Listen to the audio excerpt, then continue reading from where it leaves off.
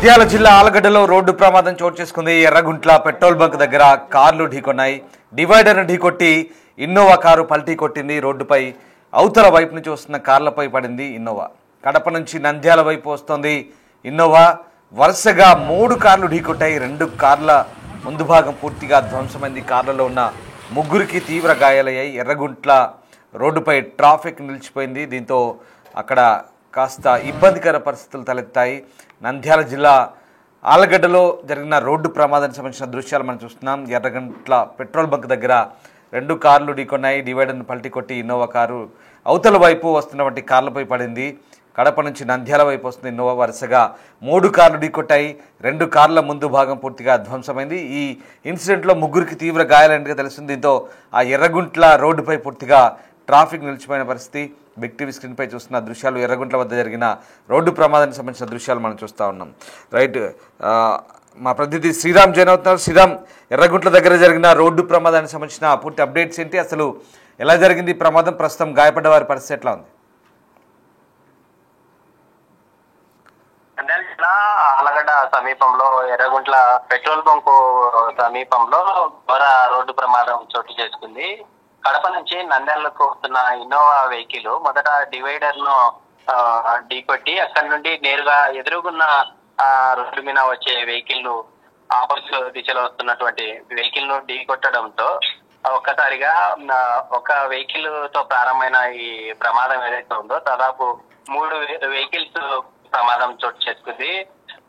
అక్కడ జరిగిన ఆ యొక్క ఘటన ఏదైతే ఉందో ఘటనలో ఎవరికి కూడా ఎలాంటి ప్రమాదం కాకపోవడంతో ఊరి పిలుచుకున్నారు. ఎందుకంటే నంద్యాల ఇక్కడ ఆలగడ్డ నుండి నేరుగా నంద్యాలకు వచ్చే మార్గంలో తాను వెళ్తున్నటువంటి దిశ ఏదైతే ఉందో ఆ దిశ నుండి నేరుగా కొంత ఆ యొక్క వెహికల్ ని అదుపు చేసే క్రమంలో ఆ ఘటన చోటు చేసుకుందా, లేకుంటే ఏదైనా నిద్రమత్తులో ఉన్నారా, లేకుంటే అతివేగం కారణమా అనే కోణంలో కూడా పోలీసులు అక్కడ స్థానికంగా ఉన్నటువంటి వారు ఆ ఘటన జరిగిన సమయంలో పోలీసులకు చేసిన సమాచారం తెలిపారు. పోలీసులు కూడా అక్కడికి చేరుకోవడంతో ఆ ఘటన సంబంధించి ఇప్పటికే కేసు నమోదు చేసుకుని దర్యాప్తు చేస్తున్న పరిస్థితి. ఎందుకంటే ఆ ఘటన చోటు చేసుకోవడంతో 2 వైపులా ఇటు నంద్యాల నుండి కడపకు వెళ్లే మార్గం కావచ్చు, లేదా ఆలగడ్డ నుండి నంద్యాలకు వెళ్లే ఆ జాతీయ రహదారిలో కొంత సమయం ట్రాఫిక్ కూడా స్తంభించింది.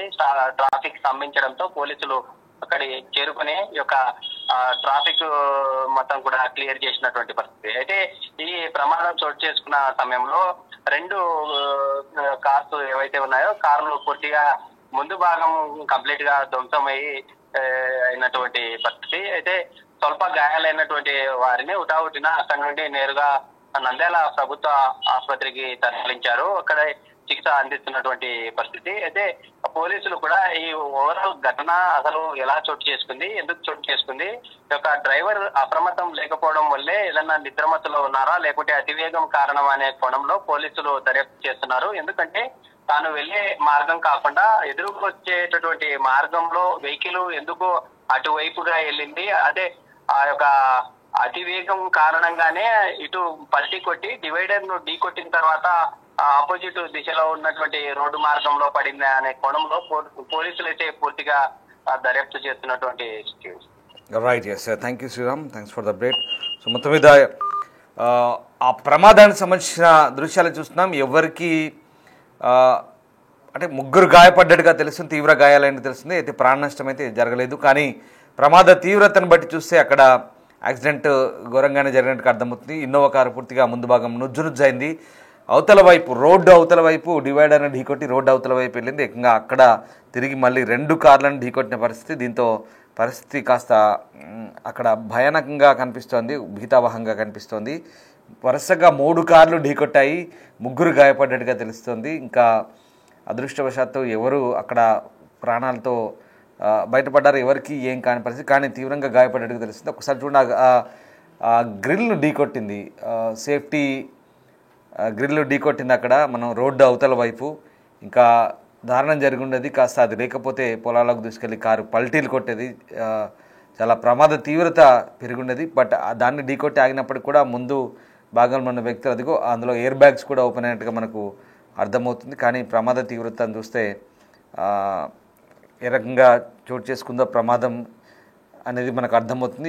ఇదే ఇన్నోవా కారు రోడ్డు అవతల వైపు నుంచి చూడండి ఎంత పెద్ద డివైడరు, అవతల వైపు నుంచి యువతల వైపు వచ్చి ఇటువైపు వస్తున్నటువంటి కార్లను ఢీకొట్టిందంటే ఎంత వేగంతో వస్తుందో మనం అర్థం చేసుకోవచ్చు. బహుశా అతివేగమే ఈ ప్రమాదానికి కారణంగా అర్థమవుతుంది.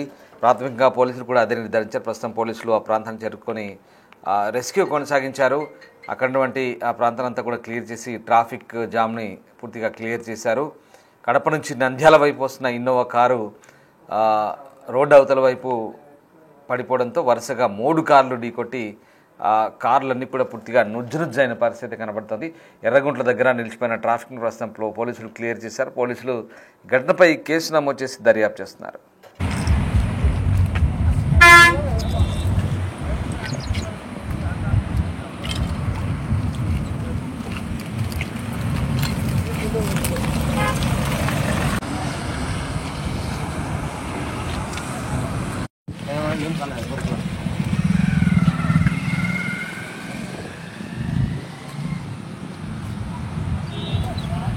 Ini